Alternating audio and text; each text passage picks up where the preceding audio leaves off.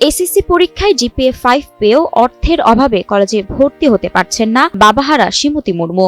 আমি আমাদের গ্রাম থেকে আমি জিপিএ 5 পেয়েছি। জিপিএ 5 পেয়ে আমি কোনো লাভ দেখতে পাচ্ছি না, কারণ আমি এখন কলেজে ভর্তি হব, যে অর্থের অভাবে আমি কলেজে ভর্তি হতে পারছি না। মাটির ঘর নেই প্রয়োজনীয় সুযোগ সুবিধাও, তবুও পড়াশোনায় মনোযোগে হেরফের হতে দেননি মেধাবী শিমুতি।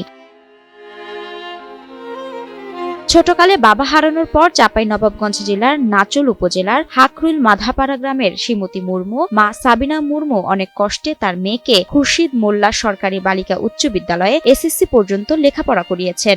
আর আব্বা তো ছোট থাকতে মারা গেছে, তো কত কষ্ট করে লেখাপড়া শিখাইলাম। তবে স্কুলের গণ্ডি পেরিয়ে কলেজে যাবার পথ যেন বন্ধ শিমুতির। টাকার অভাবে সহপাঠীদের হাত ছাড়তে হচ্ছে শিমুতিকে। সামনে পড়ার স্বপ্ন যেন ধীরে ধীরে ভাঙছে এই অদম্য শিক্ষার্থীর। খারাপ লাগছে যে আমি আমার 10 বছরের বান্ধবীদের সাথে আমি আর পড়াশোনা করতে পারবো না, যেহেতু আমি কলেজে ভর্তি হতে পারছি না। জমিতে কামলা খাটা মা সাবিনা মুর্মুর পক্ষে মেয়ের উচ্চ শিক্ষার কোনো অর্থ নেই। আমি তো সবসময় তো অসুখে পড়ে থাকি, তো ছেলে তাও ওই রকম করে বাড়িতে কাজ কাম সারিয়ে তাও স্কুল গাভি করলো না।